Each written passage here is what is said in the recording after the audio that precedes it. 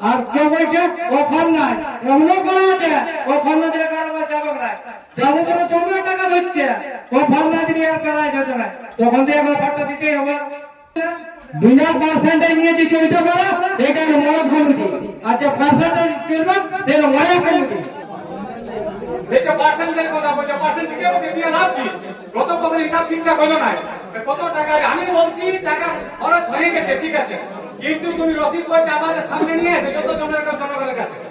মঞ্জুর সংস্কৃতি রক্ষা কমিটিকে যদি একটা করতে হয় তাহলে সম্ভবত দুটো কমিটিকে ছেড়ে যদি নতুন করে কোনো কমিটি করা যায় তাহলে একটা কমিটি হতে পারে।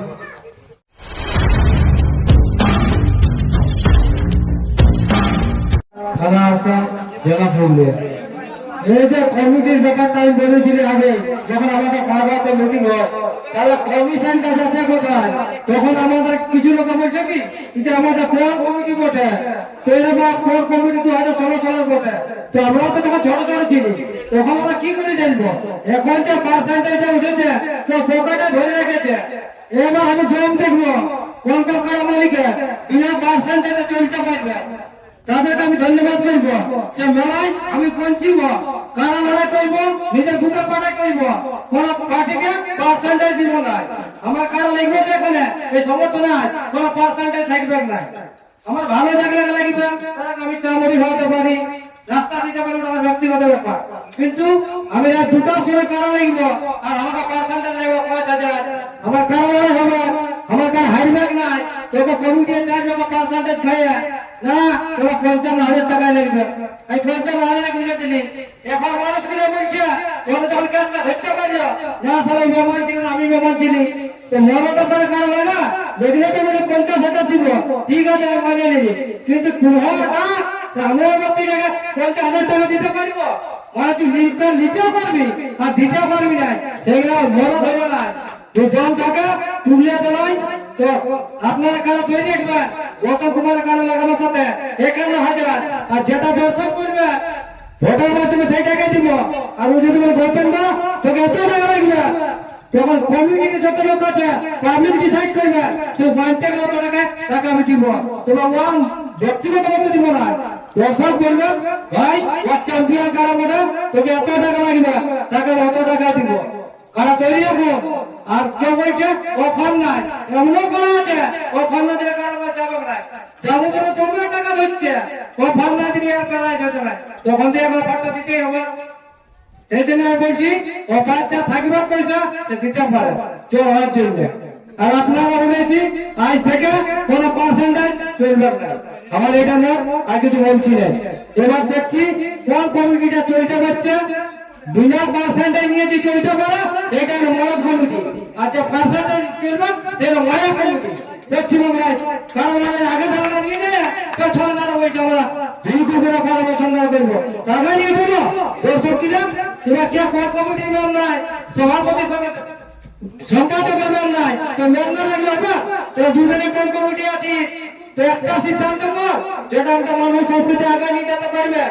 সেই কথা নিয়ে ওই তোমাদের আমি কিছু বলছি না, আপনারা চাই যারা ভালোভাবে পারবেন তাকে সিলেক্ট করুন, মানুষ সংস্কৃতি যারা আমরা বলবো একটা কমিটি আর একটা কমিটি, সেটা যেন না থাকে, যেটা ভালো হবে সেটা কমিটি থাকবে, আর কোনো পার্সেন্টেজ থাকবে না, এটা বন্ধ হয়ে যাবে পার্সেন্টেজ, আর কিছু বলছি না। তাহলে ঝামেলা সৃষ্টি আমাদের এখান থেকে, ঝামেলা সৃষ্টি হয়েছে আমাদের এখান থেকে, সেই তখন থেকে আমাদের খুব ব্যস্ত, তো আজ থেকে আমি কি বলবো, যেটা আমাদের অজিতটাকে আমি বলবো যে একদিনে দুটা মেলা হলো, অথচ অজিতটাও জানবে সবাই জানবে, কিন্তু অজিতটা করে ডাকে আমাদের দুঃখকে ডাকে একসাথে মিলে যে যুক্তি ছিল আমাদের, তাহলে এত যদি ঘটনাটা ঘটছে না, এটার মূল কারণ হচ্ছে আমাদের মেল ঘুরিয়ে, এটা তৈরিকার পাস করতে পারবে না, আমিও পারবো না, দাদা কেউ পারবে না, তাহলে এটা হয় আজ পর্যন্ত থাকলো কেন, থাকা উচিত করতে হবে, কেন পারবে যে আমাদের নীতি আছে ভগবানের করতে পারবে না, কেন থাকতে হবে, আমাদের দুর্ভাগ্যকে এক জায়গায় যাবো, সেটাকে সঠিক মিটিং মানে বসে আলোচনা করুন, এক জায়গায় মিলেন দেন, তবেই ঠিক হবে। এই যে পার্সেন্টের কথা বলছে, পার্সেন্টেজ দিয়ে লাভ কি? গত বছর হিসাব ঠিকঠাক হলো না, কত টাকা আমি বলছি টাকা খরচ হয়ে গেছে, ঠিক আছে, কিন্তু তুমি রসিদ বইটা আমাদের সামনে নিয়ে এসে যত জনগণের কাছে তোমার আগে কত আয় হয়েছে, তারপর তুমি বইটা দেখাও যে দাদা আমার কাছে 10,000 আছে, আমার কাছে 15,000 টাকা খরচ হয়ে গেছে, আমি 5,000 টাকা ভর্তি আছি। তো সে সবাই কিছু না, মুখে বলে দিছে যে আমার কাছে এখন মানে 1,10,000 আছে, 1,00,000 খরচ হয়ে গেছে, 10,000 টাকা বাকি আছে, তাহলে এটা দিয়ে লাভ কি আছে? একটা গরিব মানুষ কত বছর মেলা করছে। গাড়ি থানা বড়বাজার, জেলা পুরুলিয়া। তো বড়দেরকে প্রণাম, ছোটদেরকে আশীর্বাদ, এই বলে আমার বক্তব্য শুরু করছি। যে আমাদের যে এই মেলা কমিটিটা দুভাগ হয়ে গেছে, আমি তো দিকেই আছি,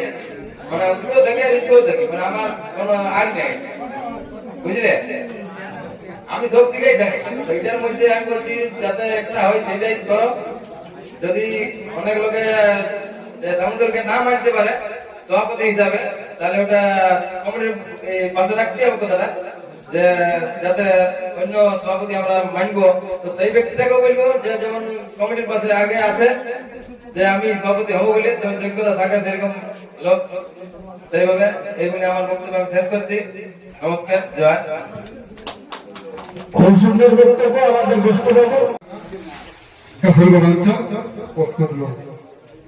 আমাদের যে কিছুদিন থেকে শুনতে পাচ্ছি যে মানভূম রক্ষা কমিটি দুভাগে বিভক্ত হয়ে আছে। তো এই দুভাগে বিভক্ত হওয়ার কারণ মানে বিভিন্ন ধরনের ইউটিউব দামোদর দা এর আগে ইউটিউব শুনেছিল যে একটা কমিটি যদি করিয়ে দেয় মূল খুঁটি থাকে, কিছুদিন পরে আবার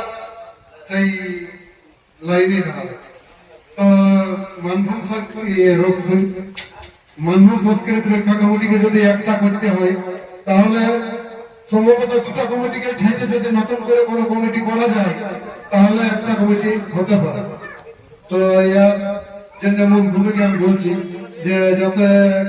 এটার উপর কিছু ধ্যান দেয় এবং দুটাকে মিলেমিশে একটা করতে যদি পারা যায়, তাহলে ভালোভাবে চলবে রক্ষা কমিটিটা। এই বক্তব্য বলে আমি আমার বক্তব্য শেষ করছি।